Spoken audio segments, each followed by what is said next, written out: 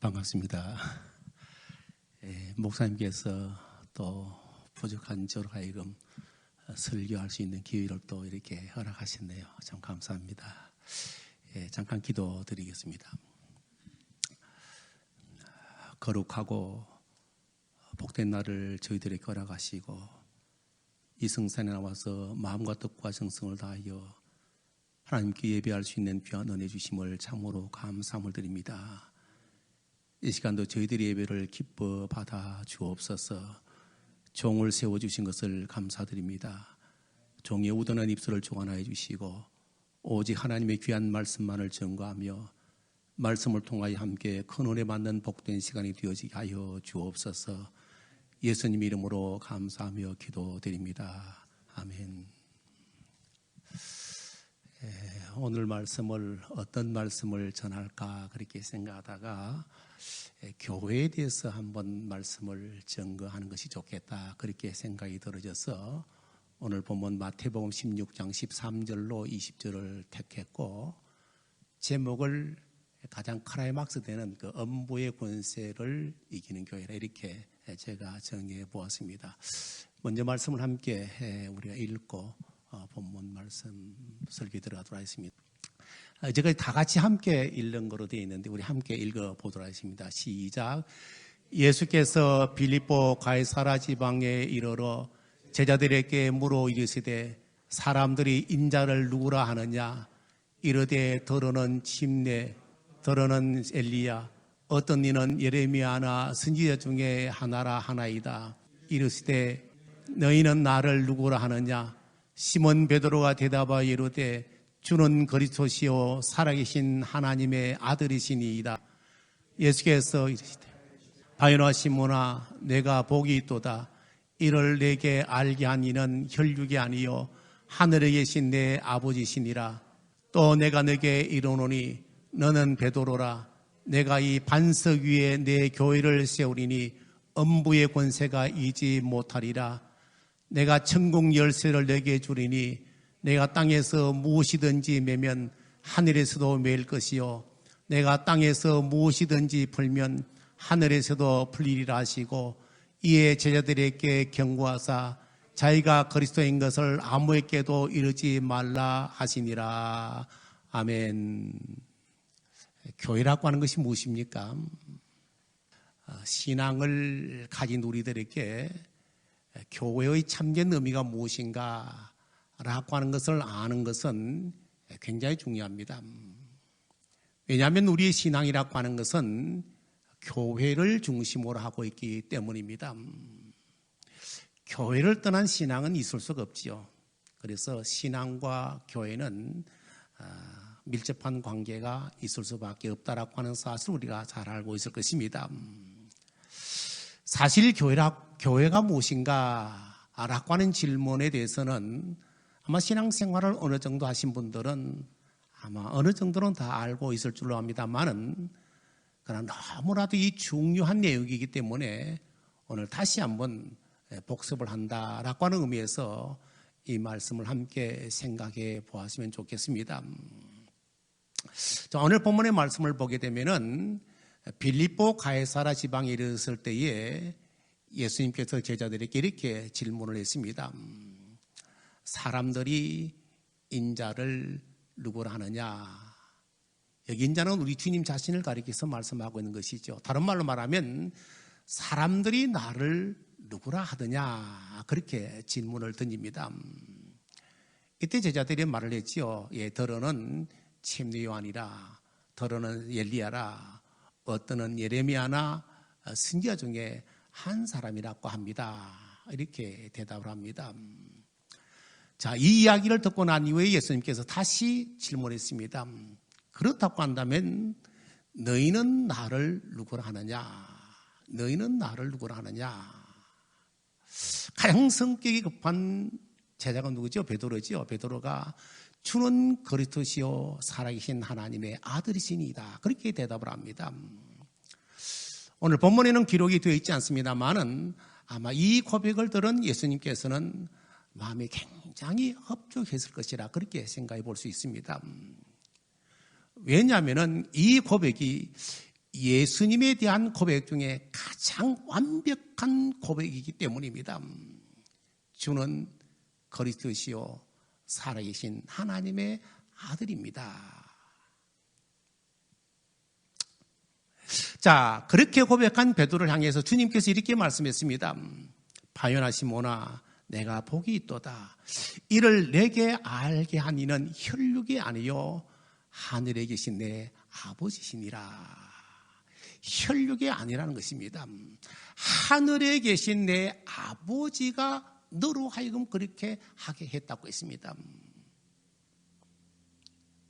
여기 혈육이라고 하는 것은 피와 육입니다. 쉽게 말하면 하나님의 아들 예수 그리스도에 대해서 참된 신앙 고백을 한 것은 베드로 자신의 지혜라든가 혹은 신분이라든가 지식이라든가 이런 탁월성에 의해서 고백한 것이 아니고 오로지 하나님의 은혜에 의해서 되어진 고백이라고 하는 것입니다.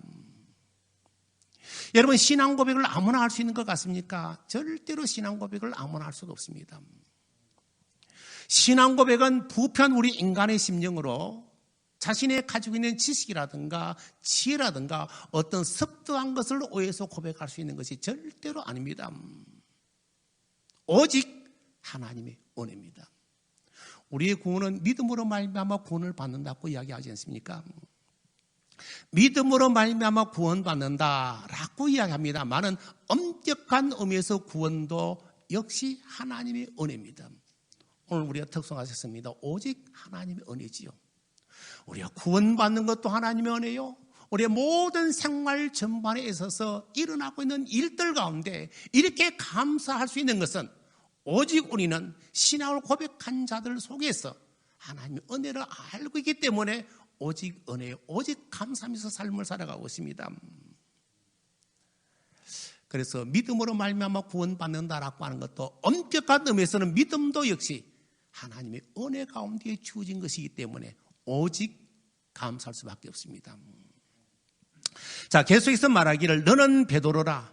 내가 이 반석 위에 내 교회를 세우리니 엄부의 권세가 있지 못하리라. 아주 간단한 주님의 말씀입니다만은 이 말씀 속에는 교회의 참된 의미가 무엇인가, 교회의 정의에 대해서 정확하게 밝혀주고 있는 것을 볼 수가 있습니다. 여러분, 교회라고 하는 것이 무엇입니까? 교회라고 하는 것은 여러분들이 너무나도 잘 알고 있는 대로 구원받은 하나님의 백성들의 공동체인 것입니다. 우리 주님께서는 잃어버린 영혼을 구원하시기 위해서 이 세상에 오셨습니다. 그리고 교회를 세우시고 구원받은 우리들로 하여금 이 교회의 한 지체가 되도록 하셨습니다. 그러므로 여러분, 교회의 한 지체가 된 우리들은 한 개인으로서가 아니라 교회라고 하는 이 공동체를 통해서 예배와 성교와 구제와 사익을 펼치면서 하나님의 구원과 사랑을 온 세상에 증거할 사명을 부여받았다라고 하는 사실을 마음판에 깊이 새기시기 바랍니다. 여러분, 교회라고 하는 것은 이 건물이 결코 아닙니다. 이 건물은 하나님의 오하여 부름을 받은 공동체가 함께 모여서 하나님께 예배드리는 장소가 바로 이곳입니다. 이 건물입니다. 그래서 보편적으로 이야기하고 있지 않습니까? 예배당이다. 엄격한 의미에서는 이 건물은 하나님 앞에 예배 드리고 있는 예배의 장소에 불과한 것입니다. 그리고 또 하나는 신약 성경에서 교회를 말할 때 단 한 번도 교파를 말한 적이 없습니다. 언제나 교회는 구원받은 사람들의 무리를 가리키고 있는 것을 볼 수가 있습니다. 다시 말하면 교회라고 하는 것은 하나님의 오하여 불러냄을 받은 사람들의 공동체가 바로 이 교회인 것입니다. 이 세상에 그리스도 없이 삶을 살아가고 있다가 어느 날 예수 그리스도에 관한 복음을 듣게 되고 예수 그리스도를 나의 구주로 영접해서 예수 그리스도에게 속한 그리스도인들이 교회를 구성하게 된다고 하는 것입니다. 그러므로 여러분, 교파나 그 무엇 때문에 한 영혼이라도 상처 내는 일이 없어야 될 줄로 믿습니다. 이 교회는 그러니까 이 시애틀 참빛 교회는 여러분 한 사람 한 사람이라고 하는 사실을 기억하시기 바랍니다. 바로 여러분들이 이 교회의 한 지체라고 하는 것입니다. 여러분들이 이 참빛 교회의 지체로서 아름답고 영광스러운 이 교회의 가족이 되었다라고 하는 사실에 대해서 감사하시고 하나님께 더욱더 영광을 돌릴 수 있는 여러분들이 되시기를 주님의 이름으로 간절히 축원합니다. 그러므로 여러분, 가장 소중하게 여겨야 될 것이 무엇입니까? 가장 소중하게 여겨야 될 분은 바로 내 자신입니다. 그리고 더 나아가서는 여러분 앞과 뒤와 옆에 좌우에 있는 모든 성도님들이 가장 중요하고 가장 소중하게 여겨야 한다고 하는 사실입니다. 자, 그러면 이 교회가 세워지게 되는데 어디에 세워지게 되느냐? 이 기초가 굉장히 중요합니다. 어느 집을 짓든지 빌딩을 짓든지 기초가 완벽하지 아니하면 절대로 그 건물은 바로 서 있을 수가 없습니다. 그리고 마태복음에도 주님께서 비유로 말씀하시지 않습니까? 반석 위에 집을 짓는 자와 모래 위에 집을 짓는 자가 있다. 모래 위에 누가 집을 짓느냐 그렇게 생각이 쉽습니다만은 이스라엘은 바짝 마른 데서 모래가 굳어지면 꼭 바위 같습니다. 꼭 바위 같아가 사람이 바위라고 생각하고 집을 지을 수도 있다고 하는 것이죠. 그런데 비가 나고 창성하면은 모래가 무너지기 때문에 집이 무너질 수밖에 없습니다. 자, 그렇기 때문에 어디에 기초를 두고 건축하느냐라고 하는 것이 굉장히 중요합니다. 자, 교회의 기초가 무엇인가? 교회의 기초를 정확히 아셔야 됩니다. 우리 주님께서 베드로에게 이렇게 말씀했습니다. 이 반석 위에 내 교회를 세우리니, 이 반석 위에 내 교회를 세우겠다. 주님께서 그렇게 말씀하셨습니다. 자, 그렇다고 한다면 교회가 세워지는 이 반석이 무엇인가? 교회가 세워지고 있는 이 반석이 무엇인가? 라고 하는 것을 알아야 될 필요성이 있습니다. 자, 이 성경 구절에 대해서 기독교회서를 보게 되면은 세 가지 전통적인 해석을 하여 왔습니다. 그 첫째는 반석을 베드로라고 하는 인물 그 자체로 생각하는 것입니다. 그러므로 베드로는 초대 교황이고 이 교황을 통해서 교회가 세워졌다라고 하는 것입니다. 로마 가톨릭 교회, 쉽게 말하면 천주교회의 전통적인 해석입니다. 자, 그런데 여러분 성경 집에 가서 한번 읽어보십시오. 오늘 읽지 않았습니다만 그 21절부터 읽어보면 이렇게 기록하고 있습니다.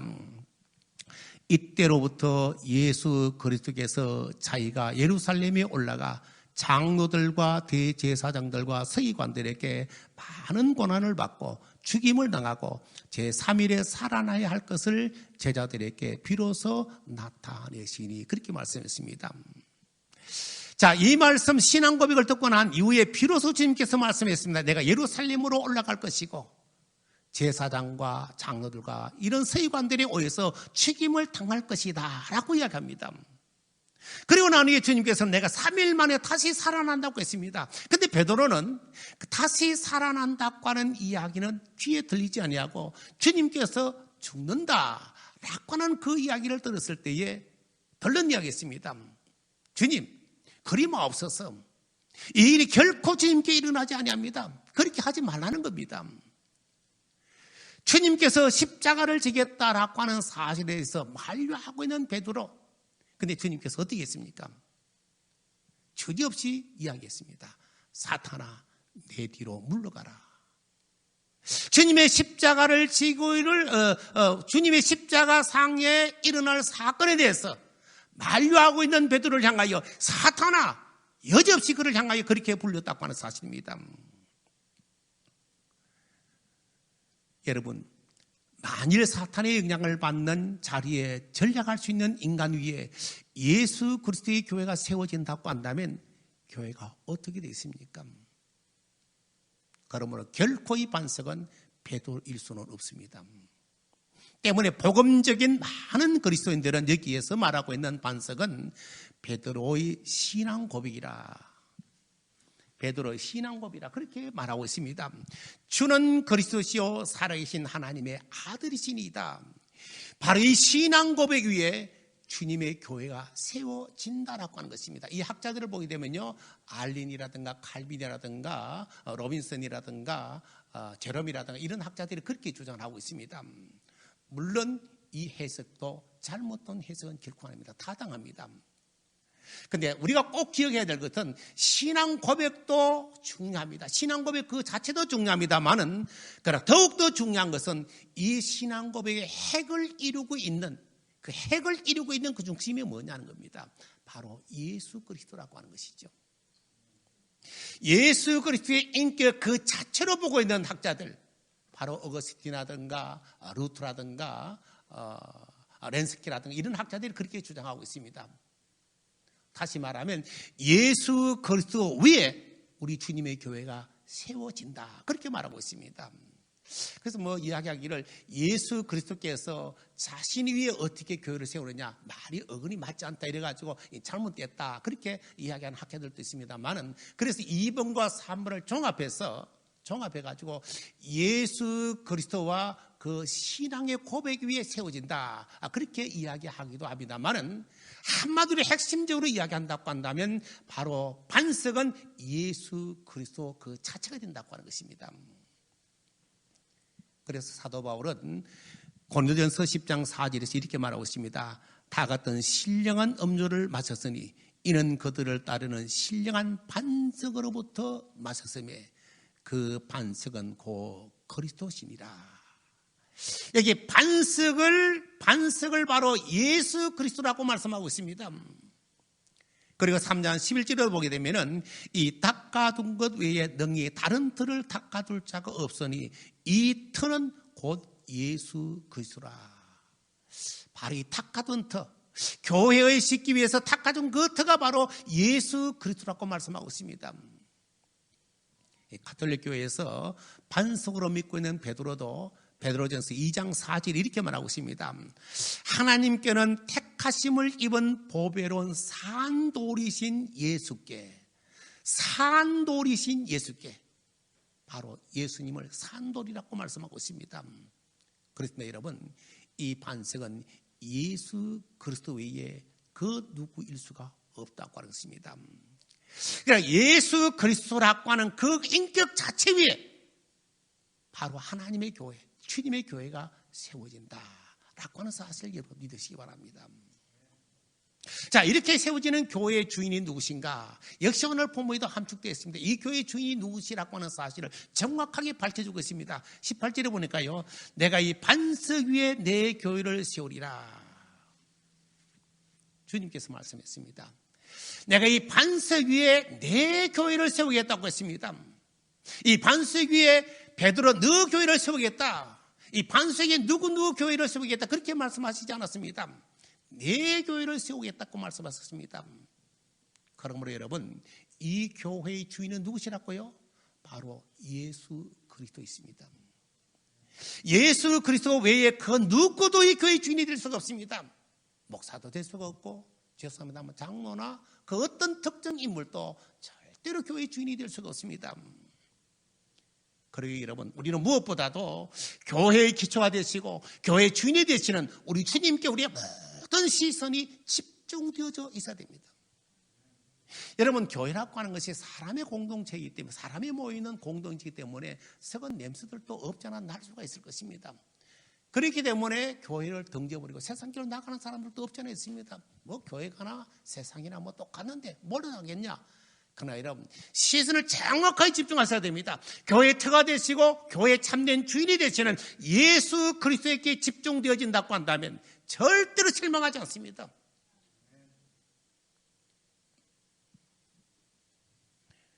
여러분, 훌륭한 교회가 어떠한 교회가 훌륭한 교회라고 생각되어지십니까?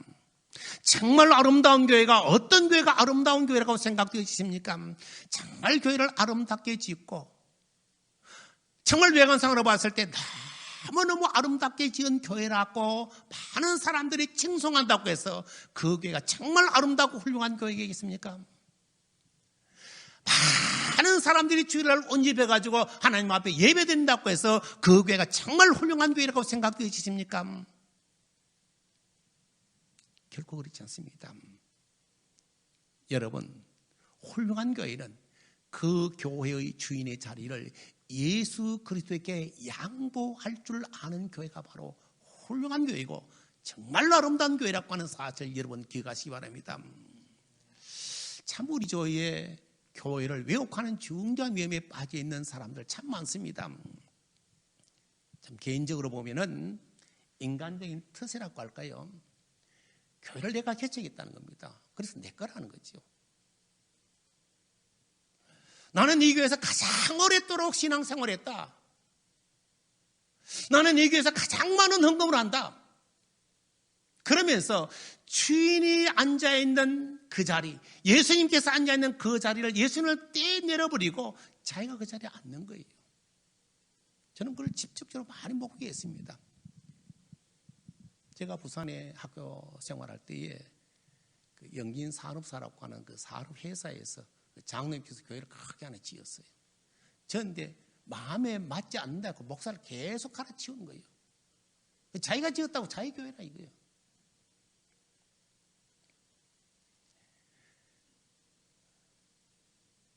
주님께서 말씀했습니다. 내 교회를 세우겠다. 주인이 주님이십니다. 이단은 어떻습니까? 주님을 끌어내려버리고 주님 자리에 앉습니다만 정통파 교회들도 보게 되면은 바로 그 앉아있는 자리에 주님을 끌어내려버리고 앉는 사람들이 너무나 많습니다. 지금 한국교회가 너무 그런 일들이 많이 일어나고 있지 않습니까? 어떤 교회에 이제 후임을 물러들라니까 내가 어떻게 해서 이 교회를 세웠는데 얼마나 많은 투자를 하고 얼마나 많은 열정을 쏟아부어가지고 이 교회를 세웠는데 누구한테 주겠다고? 그 아들한테 주겠다는 거예요. 그래 한참 분란이 일어났습니다. 지금은 이제 그 교회가 잠잠해졌고요. 또 그 다음에는 뭐 나는 아들한테 안 물려준다 했다가 막 이러다가 돌아와가지고 또 넣어놓고 지금도 막 일어나고 있지요. 이렇게 자기 교회를 생각하는 거예요. 자기 거다 이거죠. 자기가 투자했고 자기가 노력했고 자기가 많은 헌금했고 자기가 리더십이 좋아가지고 이렇게 만들었다. 그러면서 주님이 앉아야 될 그 자리에 자기가 찾아 앉아 있는 거예요.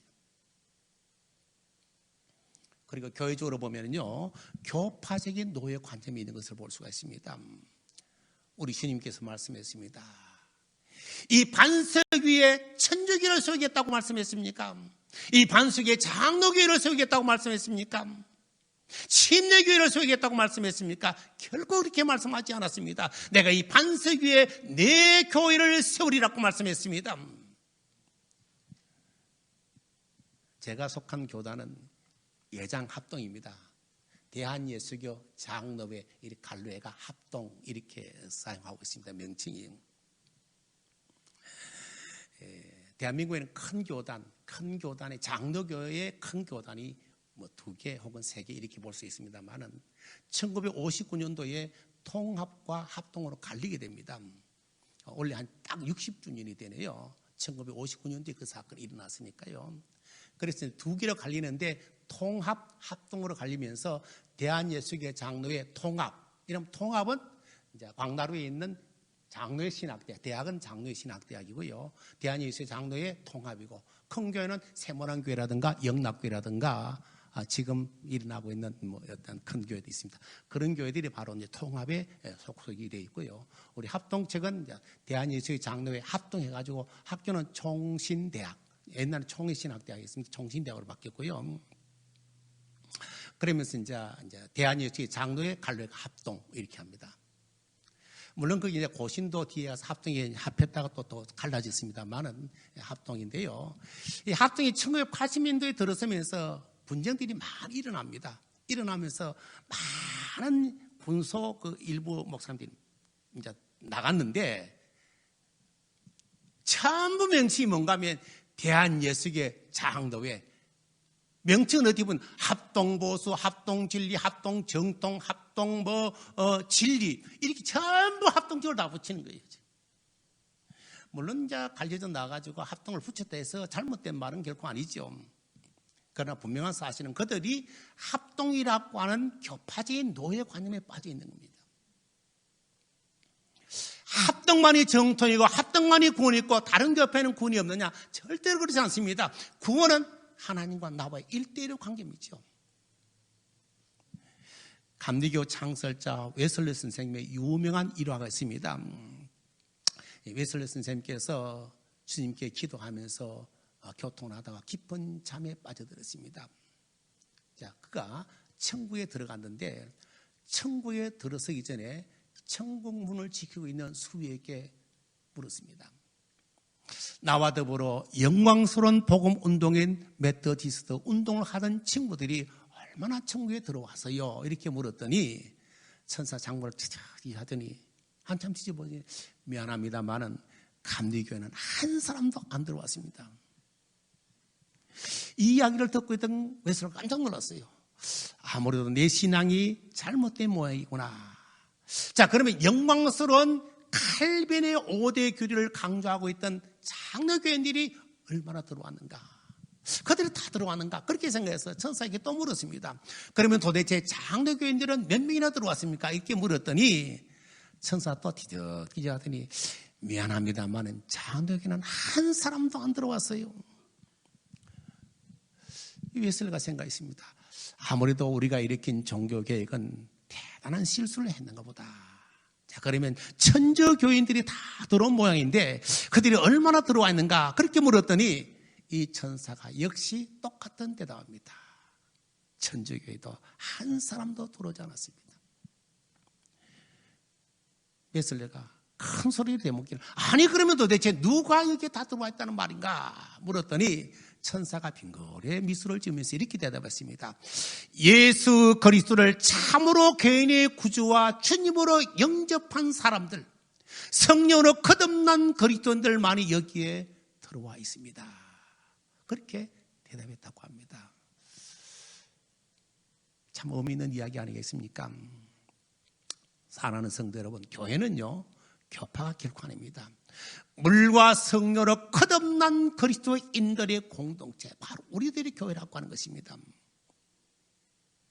그리고 교회의 기초가 되시고 참주인이신 예수 그리스도를 통해서만 진정한 교회가 이루어진다라고 하는 사실을 여러분 믿으시기 바랍니다. 자, 이렇게 예수님의 터 위에 예수님의 자기의 위를 또 누가 만들어 가느냐 라고 하는 말씀도 오늘 본문에 명확하게 나와 있습니다. 내가 이 반석 위에 내 교회를 세우리라고 말씀했습니다. 다시 말하면 내가 누구지요? 예수님께서, 주님께서 말씀하십니다. 내 교회를 내가 만들어 간다는 겁니다. 그렇습니다. 여러분, 우리 주님은 교회의 창설자가 되시죠. 교회의 기초자가 되시죠. 뿐만 아니라 참된 주인이 되시고 지금도 교회를 만들어 가시고 계신다고 하는 사실을 믿으시기 바랍니다.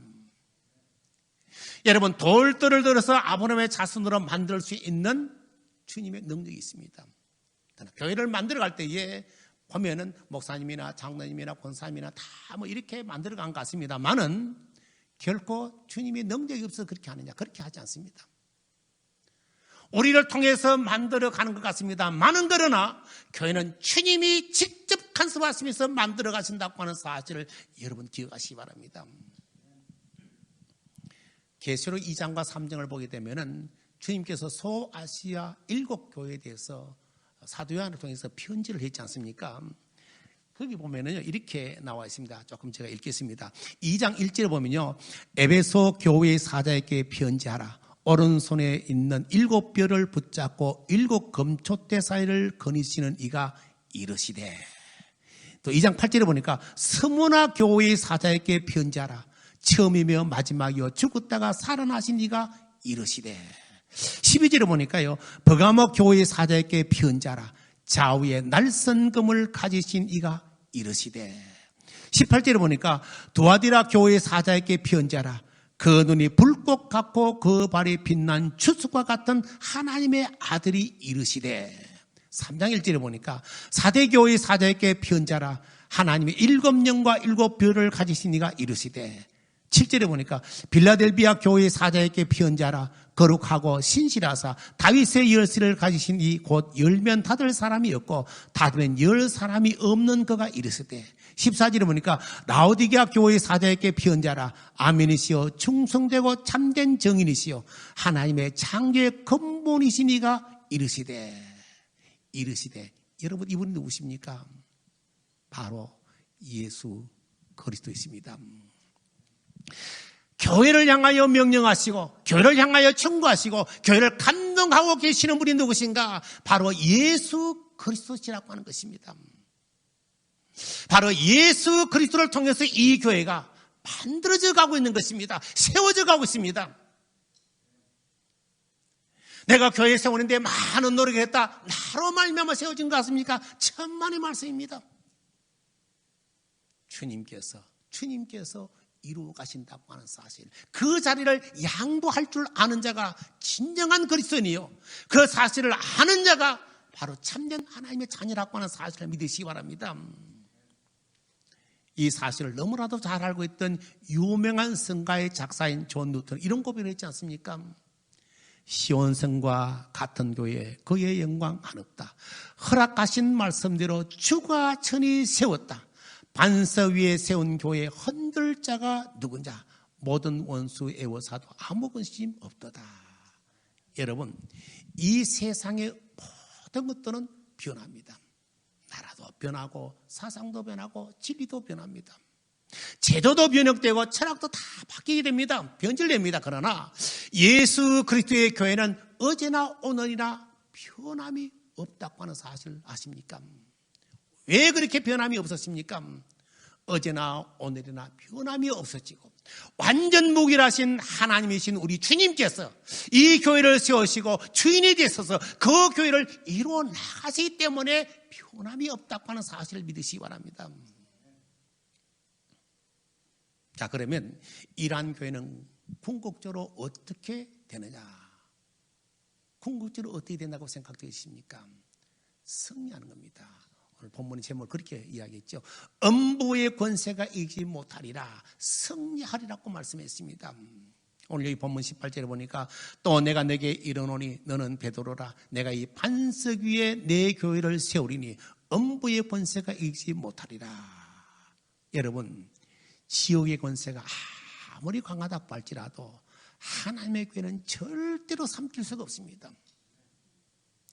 지금 사회적으로 악이 들끓으면서 하나님의 교회가 망해가는 것 같을는지 모릅니다. 사람들이 시야적으로 볼 때 그렇게 보일는지 모르겠습니다.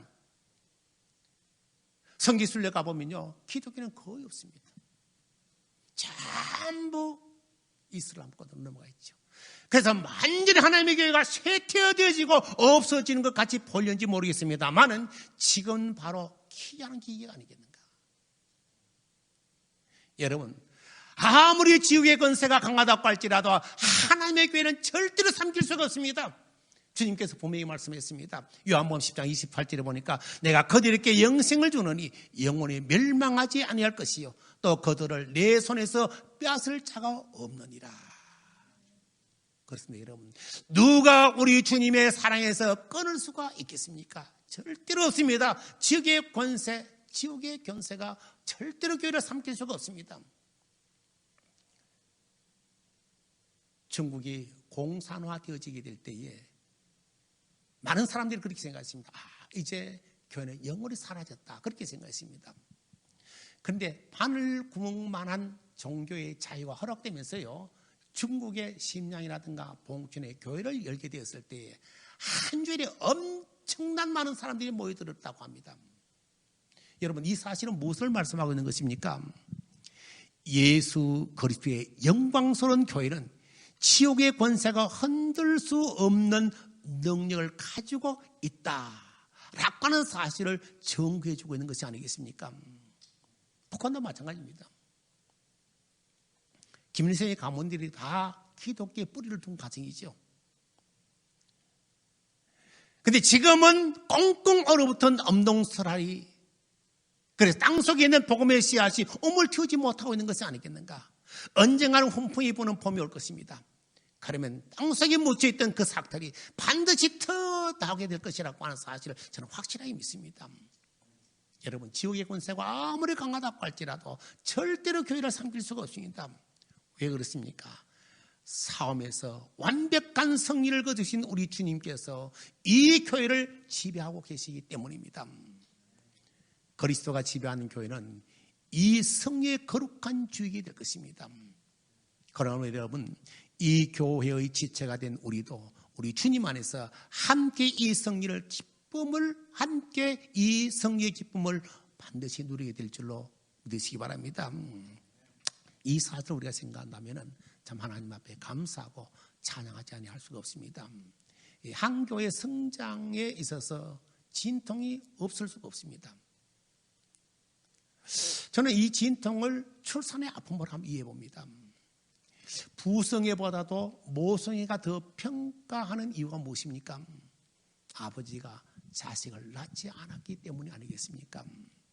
부성애도 귀합니다만 모성애를 능가하지 못하는 것은 어머니는 자식을 낳기 위해서 피를 흘렸기 때문입니다. 다시 말하면 희생이 있었기 때문인 것입니다. 그런데 그 고통은 자식에게서 어머니를 멀리하느냐, 그거 아닙니다. 그 고통 때문에 훨씬 더 어머니는 자식을 더 사랑하게 된다고 하는 것이지요. 그렇습니다. 여러분, 우리 주님도 십자가의 고통으로 교회를 다하셨기 때문에 그 무엇보다도 교회에 있는 우리들을 뜨겁게 사랑하고 있다고 하는 사실을 믿으시기 바랍니다. 그러므로 여러분들도 이 시애틀 참빛교회를 위한 여러분들의 고통 때문에 이 교회를 더욱더 사랑하지 않으시렵니까? 이 시애틀 참빛교회가 이름을 붙이고 이곳으로 이사 온 지가 이제 1년 6개월 정도 되셨죠.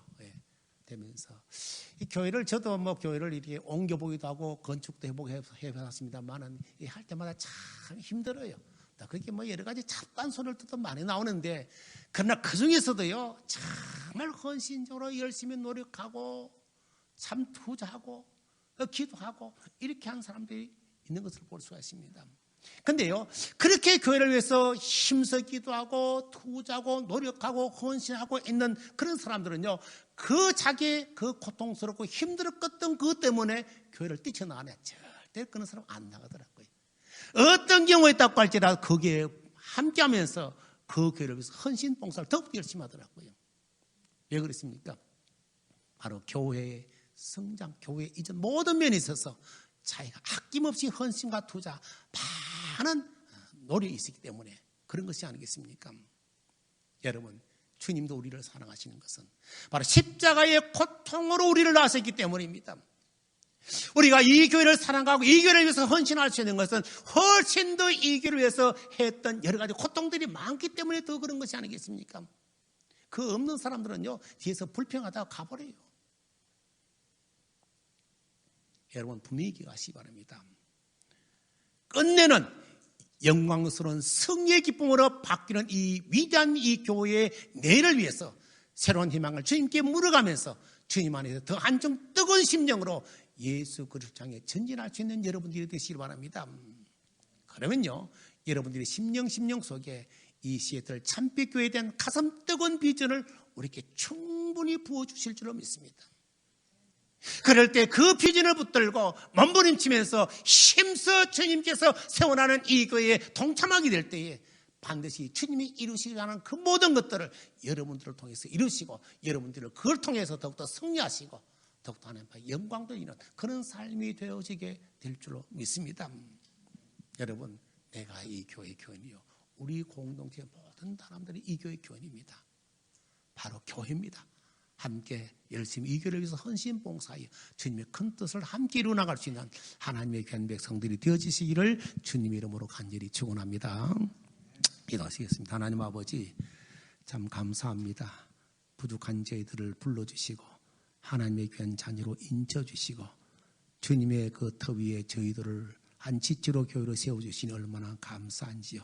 그런데 그 모든 사실을 잊어버리고 불평하고 원망하진 않았습니까? 우리 고통 때문에 더욱더 이 교회를 사랑하고 이 길을 위해서 더욱더 헌신할 수 있는 하나님의 귀한 백성들 되어지게 하시고, 이 교회가 주님의 교회기에 더욱더 주님께 시선을 돌리며 주님의 그 모든 계획을 바로 깨닫고 오직 감사하면서 하나님을 감사하면서 더욱더 주님의 뜻을 이룰 수 있는 하나님의 귀한 백성들이 되게 하시고 이 교회가 되어지게 하여 주옵소서.